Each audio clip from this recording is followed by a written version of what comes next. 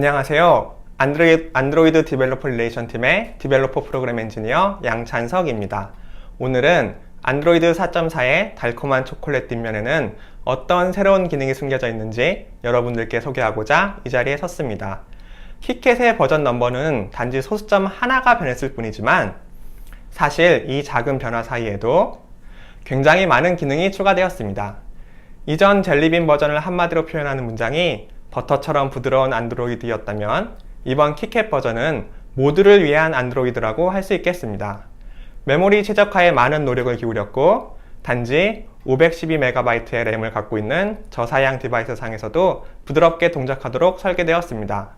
또한 어플리케이션 개발자분들을 위해 메모리가 적은 디바이스인지 여부를 확인할 수 있는 API와 메모리를 효과적으로 활용하고 있는지 확인할 수 있는 도구가 추가되었습니다. 새롭게 추가된 액티비티 매니저의 isLowRAM 디바이스 메서드를 사용하시면 메서드 결과를 바탕으로 여러분은 특정 기능의 동작 방식을 변경하거나 아예 사용하지 않도록 만들 수 있습니다. 메모리를 많이 필요로 하는 기능은 메모리가 적은 디바이스를 사용하는 사용자들에게는 오히려 없느니만 못한 기능이 될 수 있습니다. 물론 기능을 제거하는 것은 최후의 선택입니다. 그 전에 우선 안드로이드 개발자 문서의 Managing Your App 메모리 항목을 보시면 어플리케이션의 메모리 사용량을 최적화할 수 있는 유용한 팁을 확인하실 수 있습니다. 하지만 앱의 메모리 사용량을 개선하기 전에 우선 어플리케이션이 메모리를 얼마나 사용하고 있는지 확인해야 합니다. 새롭게 추가된 프록스태튜트를 이용하면 어플리케이션이 메모리를 얼마나 사용하고 있는지 한눈에 살펴보실 수 있습니다. 프록스태튜트는 adb shell dumsys procstat 명령어로 실행하실 수 있습니다. 커맨드 라인 툴이 부담스러운 분들도 계실 텐데요. 걱정할 필요 없습니다. 안드로이드 키캣 디바이스나 에뮬레이터의 개발자 옵션에 가시면 어플리케이션의 메모리 프로파일을 확인할 수 있는 프로세스 통계 메뉴가 추가되었습니다. 눌러보시면 시스템 메모리 요약 정보와 일정 시간 이상 실행 중인 프로세스 목록을 확인할 수 있습니다. 파란색 바는 상대적인 메모리 사용량을, 오른쪽 상단의 %는 해당 프로세스가 백그라운드에서 실행된 비율을 나타냅니다. 목록에서 앱을 하나 터치해보면 이 앱이 실행되는 동안 사용된 평균, 그리고 최대 메모리 정보가 잘 요약되어 있습니다. 키캣의 변화가 모두 메모리에 관한 것만은 아닙니다. 키캣에서는 아름다운 안드로이드 앱을 만들 수 있는 새로운 방법 또한 추가되었습니다. 우선 안드로이드 디자인 가이드라인의 내용이 업데이트되었습니다. 개발자분들이 멋지고 혁신적인 앱을 만들고 사용자들에게 마법 같은 경험을 제공할 수 있는 방법에 관한 내용을 담고 있습니다.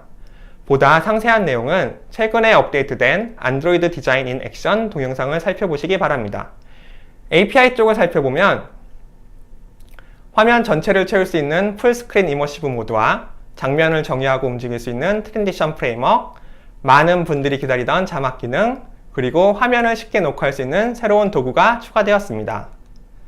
새로운 풀스크린 이머시브 모드를 사용하면 여러분은 말 그대로 화면 끝에서 끝까지 시스템 상태바와 내비게이션 바를 포함한 모든 시스템 UI 요소를 제거한 풀스크린 UI를 구현할 수 있습니다.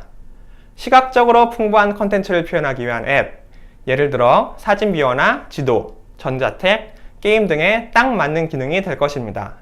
이 새로운 모드는 간단히 플래그를 통해 사용할 수 있습니다. 이머시브와 이머시브 스티키 플래그입니다. 사용하는 방법도 간단합니다. 이머시브 플래그를 이용하여 시스템 UI를 가리거나 다시 나타나게 하는 코드입니다. 또는 이머시브 스티키 플래그를 사용하실 수도 있습니다. 이 경우 일정 시간이 지나거나 사용자가 화면을 터치하면 자동으로 시스템 UI가 사라지며 전체 화면 모드로 변환됩니다. 새로운 풀스크린 이머시브 모드에 대해 더 자세히 알고 싶은 분들은 로만 유릭의 이머시브 모드 데우바이트 동영상을 한번 살펴보시길 추천드립니다. 개발자분들이 멋진 애니메이션을 쉽게 적용할 수 있도록 안드로이드 4.4에서는 장면 전환 애니메이션을 실행할 수 있는 트랜지션 프레임워크가 새롭게 추가되었습니다. 사용자에게 UI의 상태 변화를 알려주기 위해 애니메이션을 사용하는 경우가 많이 있습니다. 각각의 상태에 따라 지원하는 기능이 다른 경우에 특히 그럴 텐데요. 여러분은 새로운 트랜지션 프레임워크를 이용하여 장면을 정의할 수 있습니다. 장면은 이와 같은 특정한 뷰 계층 구조와 각 장면 사이의 트랜지션 정보로 구성됩니다. 트랜지션 정보에는 장면으로 진입하거나 벗어날 때 사용될 애니메이션 정보가 포함되어 있습니다. 여러분은 사전에 정의된 여러 트랜지션 타입 중 하나를 선택할 수도 있고, 아니면 오토 트랜지션 타입을 선택해서 안드로이드 프레임워크가 알아서 적절한 애니메이션을 적용하도록 할 수도 있습니다. 마법처럼 뷰를 페이드아웃 시키거나 위치를 변경시키고 크기를 늘렸다 줄였다 해줄 것입니다. 물론 가장 적절한 속성을 움직이도록 할 수도 있고, 아니면 아예 새로운 애니메이션 스타일을 적용할 수도 있습니다. 새로운 트랜지션 프레임워크에 관한 보다 자세한 내용은 안드로이드 애니메이션의 달인 챗 하스의 데브바이트 동영상을 참고하시기 바랍니다. 안드로이드 접근성을 개선하기 위해 시스템 환경 설정 옵션도 추가되었습니다. 바로 자막 기능에 관련된 것입니다. 한국 개발자분들에게는 특히 유용한 기능이 될 수 있습니다. 개발자분들은 새롭게 추가된 캡셔닝 매니저를 통해 화면 어느 곳에 자막을 위치시켜야 하는지 알 수 있고, 비디오 뷰를 이용하는 앱들은 웹 VTT 형식의 자막 파일 스트림을 비디오 뷰에 추가하기만 하면 유저의 환경 설정 값을 기반으로 자동으로 화면상에 자막이 표시됩니다. 보다 자세한 사항은 실제로 해당 기능을 구현한 알렌 비브레트의 데브바이트 동영상을 참고하시기 바랍니다. 앱 데모 영상을 촬영하기 위해 비디오 카메라를 흔들리지 않게 들고 있느라 고생하신 경험이 있는 분들이 많으실 텐데요. 새롭게 추가된 화면 녹화 툴을 매우 좋아하실 것 같습니다. 디바이스를 사용하는 장면을 그대로 녹화해서 mp4 형식의 비디오 파일로 저장할 수 있습니다.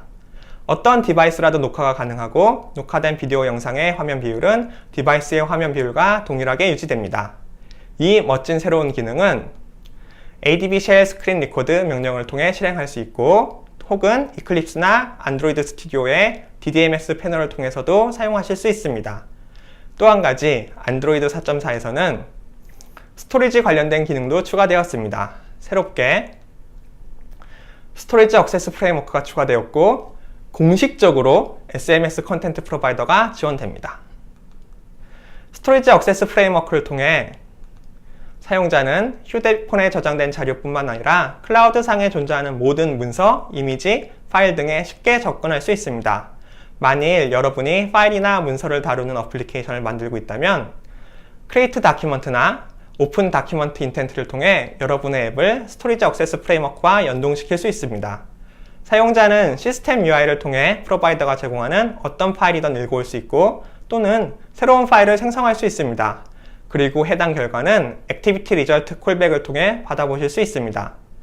새로운 스토리지 프로바이더를 추가하고 싶다면 새로운 다큐먼트 프로바이더를 구현해야 합니다. 다음과 같은 4가지 메서드를 오버라이딩하여 파일 형태로 표현할 수 있는 어떤 데이터든 여러분이 원하는 형태로 탐색하고 읽고 저장할 수 있습니다. 그리고 매니페스트 파일의 매니지 다큐먼트 퍼미션과 다큐먼트 프로바이더 인텐트 필터를 추가해야 합니다. 앱이 설치될 때 자동으로 이 새로운 프로바이더가 등록되고, 사용자가 스토리지 액세스 프레임워크를 이용해 파일을 읽거나 생성하고자 할 때 시스템 UI를 통해 새로운 프로바이더에 접근할 수 있게 됩니다. 안드로이드 디벨로퍼 릴레이션 팀의 리사 웨이가 새로운 프로바이더를 생성하는 방법과 스토리지 액세스 프레임워크를 활용하는 방법에 관한 데브바이트 동영상을 준비했습니다. 보다 자세한 내용은 동영상을 참고하시기 바랍니다. 다음으로 만일 여러분이 지금까지 비공식적인 방법을 활용한 SMS 기반 앱을 만들고 계셨다면 이제는 새로운 공식 API를 활용하도록 앱을 수정할 때가 되었습니다. 키캣에서는 SMS 컨텐트 프로바이더가 마침내 퍼블릭 API로 추가되었고, 사용자가 자신의 기본 메시지 앱을 설정할 수 있는 기능도 추가되었습니다. 메시지를 수신하면 시스템은 사용자의 기본 메시지 앱으로 전달합니다. 이때 SMS 딜리버라는 새로운 인텐트가 사용됩니다.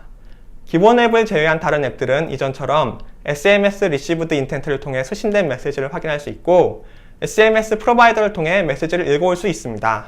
다만 오직 사용자가 지정한 기본 앱만이 새로운 메시지를 SMS 프로바이더에 직접 쓸 수 있습니다. 기본 앱이 아닌 경우에도 메시지를 보내는 것이 가능합니다. 이 경우에는 안드로이드 시스템이 대신해서 메시지를 SMS 프로바이더에 추가해주며, 다른 앱에서 작성된 메시지도 기본 메시지 앱을 통해 확인하실 수 있습니다.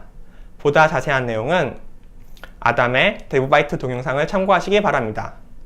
또 안드로이드 4.4에서는 어플리케이션이 실제 환경과 상호작용할 수 있도록 도와주는 새로운 기능이 많이 추가되었습니다. 마우스, 조이스틱, 키보드와 같은 주변 장치들을 위한 블루투스 HID over GATT 프로파일과 가까이 있는 기기 간의 메시지 교환을 위한 블루투스 MAP 프로파일을 지원합니다. 그리고 디바이스에 내장된 적외선 수신기를 지원하기 위한 API가 추가되었습니다. API를 통해 적외선 수신기 탑재 여부와 지원하는 주파수 대역 정보를 확인할 수 있고 적외선 신호를 직접 전송할 수도 있습니다. 또한 호스트 카드 에뮬레이션, 즉 HC 기능이 추가되어 내장된 NFC의 보안 요소를 통하지 않고도 카드 결제나 멤버십 카드, 교통카드 등의 NFC 기반 데이터 송수신 과정을 여러분의 앱이 직접 처리하도록 구현할 수 있습니다. 또한 새로운 읽기 모드를 지원하는데 에뮬레이터된 카드나 일반적인 NFC 카드의 트랜지션 정보를 읽어드리도록 어플리케이션을 구현할 수 있습니다.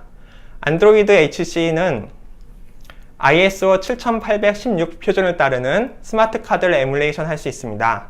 데이터 트랜지션 시에는 ISO 14443-4 프로토콜을 따르고 특정 트랜지션이 어떤 앱으로 전달되는지 판별할 때에는 ISO 7816-4에 정의된 어플리케이션 아이덴티파이어 규격을 따릅니다. 또 키캣에서는 새롭게 프린터 기능을 지원합니다. 와이파이 혹은 구글 클라우드 프린터와 같은 클라우드 기반의 프린터를 제어할 수 있는 API가 추가되었습니다. 이 새로운 프린팅 API를 이용해 여러분은 안드로이드 캔버스로 표현할 수 있는 모든 종류의 콘텐츠를 손쉽게 출력할 수 있습니다. 안드로이드는 프린팅 기본 파일 포맷으로 PDF를 사용하고 있습니다. 프린트 헬퍼 클래스를 이용하여 이미지를 비트맵으로 변환하여 출력하거나 컨텐츠를 페이지로 나누어진 PDF로 변환하여 출력할 수 있습니다. 컨텐츠를 쉽게 PDF로 변환할 수 있도록 네이티브 그리고 웹뷰 기반의 UI가 제공됩니다. 물론 여러분이 해당 컨텐츠를 어떻게 그려야 하는지 알고 있다면 직접 캔버스에 컨텐츠를 그린 후 이를 PDF로 변환할 수도 있습니다. 나즈멀 이드리스가 데브바이트 비디오에서 안드로이드에서 어떻게 프린팅 기능을 활용할 수 있는지 내용을 정리했습니다. 키캣에서는 센서를 활용하는 어플리케이션의 배터리 효율을 개선할 수 있는 배치 모드도 추가되었습니다. 배치 모드를 사용하면 센서에서 감지된 결과가 있을 때마다 앱을 깨우는 대신 일정 기간 동안의 결과를 모아 어플리케이션에 전달해 줍니다. 따라서 앱 프로세스는 배치된 결과를 받기 전까지 저전력 상태로 유지될 수 있습니다. 여러분은 결과를 전달받는 간격을 조정할 수 있고 필요한 경우 언제라도 직접 데이터를 요청할 수 있습니다. 또한 새롭게 두 종류의 센서가 추가되었습니다. 스텝 디텍션 센서는 사용자가 걷기 시작한 순간을 감지할 수 있고 스텝 카운팅 센서는 만보기와 같이 사용자의 걸음수를 측정할 수 있습니다. 두 센서 모두 배터리 사용량을 최소화하기 위하여 하드웨어 단에서 구현되어 있습니다. 지금까지 새롭게 추가된 API에 관하여 간단히 살펴보았습니다. 이 외에도 안드로이드 키캣에는 몇 가지 큰 변화가 있습니다. 우선 크로미엄 프로젝트 기반으로 웹뷰가 새롭게 구현되었습니다. 안드로이드 크롬 브라우저와 동일한 수준의 성능과 호환성을 갖추고 최신 HTML5 표준 기술들을 지원하며 V8 자바스크립트 엔진이 탑재되어 있습니다. 또한 이외에도 아랍어와 같이 오른쪽에서 왼쪽으로 작성되는 문자들을 보다 편리하게 지원할 수 있는 API가 추가되었습니다. 미러링 드로워블과 슈도 로케일 기능입니다. 드로워블은 오토 미러링으로 선언하면 RTL 로케일을 선택한 사용자들에게는 자동적으로 좌우가 뒤집힌 형태로 드로워블이 화면상에 그려집니다. RTL 환경을 지원하기 위해 중복된 리소스를 갖고 있지 않아도 됩니다. RTL 슈도 로케일 기능을 활용하면 언어 변경 없이도 디바이스가 RTL 레이아웃으로 변경됩니다. 이를 활용하면 읽을 수 없는 언어로 변경하지 않고도 RTL 레이아웃을 테스트하실 수 있습니다. 또 퍼포먼스가 중요한 앱을 개발하고 계신 분들에게도 좋은 소식이 있습니다. 안드로이드 키캣에서는 네이티브 코드를 통해서도 렌더 스크립트 기능을 활용하실 수 있습니다. 새롭게 릴리즈된 NDK에 포함된 C++ API를 이용하면 프레임워크 API를 사용할 때와 마찬가지로 렌더 스크립트 기능을 활용하실 수 있습니다. 스크립트 인트리즈 기능과 커스텀 커널 같은 기능들을 모두 지원합니다. 마지막으로 여러가지 보안상의 개선점이 있습니다. 내부 SE 리눅스의 모드를 퍼미시브 모드에서 인포식 모드로 변경하였고 암호화 알고리즘을 개선하였습니다. 키스토어에 추가적으로 타원 곡선 전자서명 알고리즘을 지원하고 전체 디스크 암호화시 사용된 암호키를 보호하기 위하여 스크립트 키 파생 함수가 적용되었습니다. 또한 모두 잘 알고 계시겠지만 중요한 한 가지는 새로운 디바이스가 출시되었습니다. 바로 넥서스 5입니다. 구글 플레이에 가시면 자세한 사양을 확인하실 수 있고 바로 구매하실 수도 있습니다. 개발자에게는 언제나 새로운 개발용 시료가 필요한 법입니다. 마지막으로 안드로이드 4.4 SDK는 SDK 매니저를 통해 바로 다운받으실 수 있습니다. 또한 developer.android.com 사이트를 방문하시면 새로운 안드로이드 키캣 버전에 관한 보다 자세한 내용을 확인하실 수 있습니다. 감사합니다.